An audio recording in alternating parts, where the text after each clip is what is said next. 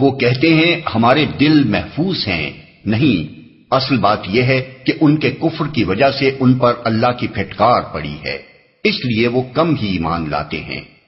وہ کہتے ہیں ہمارے دل محفوظ ہیں، یعنی ہم اپنے عقیدہ و خیال میں اتنے پختہ ہیں کہ تم خواہ کچھ کہو ہمارے دلوں پر تمہاری بات کا اثر نہ ہوگا۔ یہ وہی بات ہے جو تمام ایسے ہٹ دھرم لوگ کہا کرتے ہیں جن کے دل و دماغ پر جاہلانہ تعصب کا تسلط ہوتا ہے۔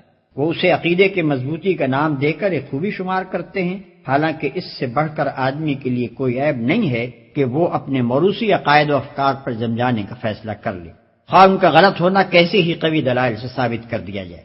اور اب جو ایک کتاب اللہ کی طرف سے ان کے پاس آئی ہے اس کے ساتھ ان کا کیا برتاؤ ہے، باوجود کہ وہ اس کتاب کی تصدیق کرتی ہے جو ان کے پاس پہلے سے موجود تھی، باوجود کہ اس کی آمد سے پہلے وہ خود کفار کے مقابلے میں فتح و نصرت کی دعائیں مانگا کرتے تھے، مگر جب وہ چیز آ گئی جسے وہ پہچان بھی گئے تو انہوں نے اسے ماننے سے انکار کر دیا۔ خدا کی لعنت ان منکرین پر، تو انہوں نے اسے ماننے سے انکار کر دیا۔ نبی صلی اللہ علیہ وسلم کی آمد سے پہلے یہودی بے چینی کے ساتھ اس نبی کے منتظر تھے جس کی بعثت کی پیشن گوئیاں ان کے انبیاء نے کی تھیں۔ دعائیں مانگا کرتے تھے کہ جلدی سے وہ آئے تو کفار کا غلبہ مٹے اور پھر ہمارے عروج کا دور شروع ہو۔ خود اہل مدینہ اس بات کے شاہد تھے کہ بعثت محمدی صلی اللہ علیہ وسلم سے پہلے یہی ان کے ہمسایہ یہودی آنے والے نبی کی امید پر جیا کرتے تھے، اور ان کا آئے دن کا تکیہ کلام یہی تھا کہ اچھا اب تو جس کا جی چاہے ہم پر ظلم کر لے، جب وہ نبی آئے گا تو ہم ان سب ظالموں کو دیکھ لیں گے۔ اہل مدینہ یہ باتیں سنے ہوئے تھے، اسی لیے جب نبی صلی اللہ علیہ وسلم کے حالات معلوم ہوئے تو انہوں نے آپس میں کہا کہ دیکھنا کہیں یہ یہودی تم سے بازی نہ لے جائیں، چلو پہلے ہم ہی اس نبی پر ایمان لے آئیں۔ مگر ان کے لیے یہ عجیب ماجرا تھا کہ وہی یہودی جو آنے والے نبی کے انتظار میں گھڑیاں گن رہے تھے اس کے آنے پر سب سے بڑھ کر اس کے مخالف بن گئے، اور یہ جو فرمایا کہ وہ اس کو پہچان بھی گئے تو اس کے متعدد ثبوت اسی زمانے میں مل گئے تھے۔ سب سے زیادہ معتبر شہادت ام المومنین حضرت صفیہ کی ہے، جو خود ایک بڑے یہودی عالم کی بیٹی اور ایک دوسرے عالم کی بھتیجی تھی۔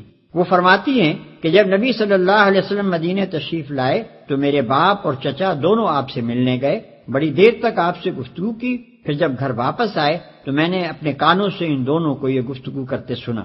چچا: کیا واقعی یہ وہی نبی ہے جس کی خبریں ہماری کتابوں میں دی گئی ہیں؟ والد: خدا کی قسم ہاں۔ چچا: کیا تم کو اس کا یقین ہے؟ والد: ہاں۔ چچا: پھر کیا ارادہ ہے؟ والد: جب تک جان میں جان ہے اس کی مخالفت کروں گا اور اس کی بات چلنے نہ دوں گا۔ ابن حشام جلد دوم صفحہ 165 طبع جدید۔ کیسا برا ذریعہ ہے جس سے یہ اپنے نفس کی تسلی حاصل کرتے ہیں کہ جو ہدایت اللہ نے نازل کی ہے اس کو قبول کرنے سے صرف اس ضد کی بنا پر انکار کر رہے ہیں کہ اللہ نے اپنے فضل سے اپنے جس بندے کو خود چاہا نواز دیا، لہذا اب یہ غضب بالائے غضب کے مستحق ہو گئے ہیں، اور ایسے کافروں کے لیے سخت ذلت آمیز سزا مقرر ہے۔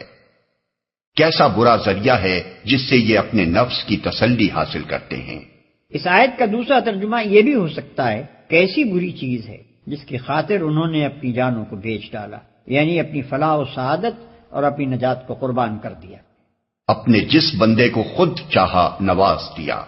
یہ لوگ چاہتے تھے کہ آنے والا نبی ان کی قوم میں پیدا ہو، مگر جب وہ ایک دوسری قوم میں پیدا ہوا جسے وہ اپنے مقابلے میں ہیج سمجھتے تھے تو وہ اس کے انکار پر آمادہ ہو گئے۔ گویا ان کا مطلب یہ تھا کہ اللہ ان سے پوچھ کر نبی بھیجتا، جب اس نے ان سے نہ پوچھا اور اپنے فضل سے خود جسے چاہا نواز دیا تو وہ بگڑ بیٹھے۔ جب ان سے کہا جاتا ہے کہ جو کچھ اللہ نے نازل کیا ہے اس پر ایمان لاؤ تو وہ کہتے ہیں کہ ہم تو صرف اس چیز پر ایمان لاتے ہیں جو ہمارے ہاں یعنی نسل اسرائیل میں اتری ہے، اس دائرے کے باہر جو کچھ آیا ہے اسے ماننے سے وہ انکار کرتے ہیں، حالانکہ وہ حق ہے اور اس تعلیم کی تصدیق و تائید کر رہا ہے جو ان کے ہاں پہلے سے موجود تھی۔ اچھا ان سے کہو اگر تم اس تعلیم ہی پر ایمان رکھنے والے ہو جو تمہارے ہاں آئی تھی تو اس سے پہلے اللہ کے ان پیغمبروں کو جو خود بنی اسرائیل میں پیدا ہوئے تھے کیوں قتل کرتے رہے؟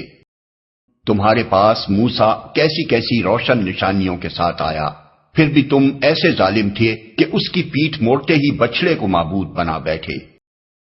پھر ذرا اس میثاق کو یاد کرو جو طور کو تمہارے اوپر اٹھا کر ہم نے تم سے لیا تھا۔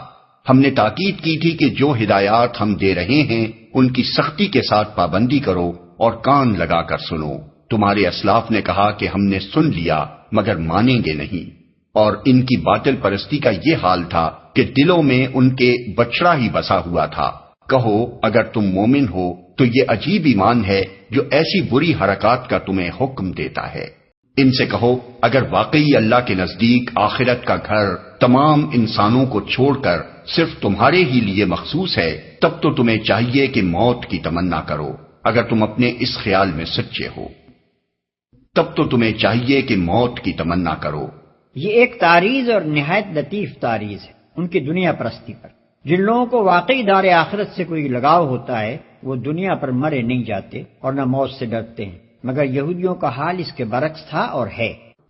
یقین جانو یہ کبھی اس کی تمنا نہ کریں گے، اس لیے کہ اپنے ہاتھوں جو کچھ کما کر انہوں نے وہاں بھیجا ہے اس کا اقتضا یہی ہے کہ یہ وہاں جانے کی تمنا نہ کریں۔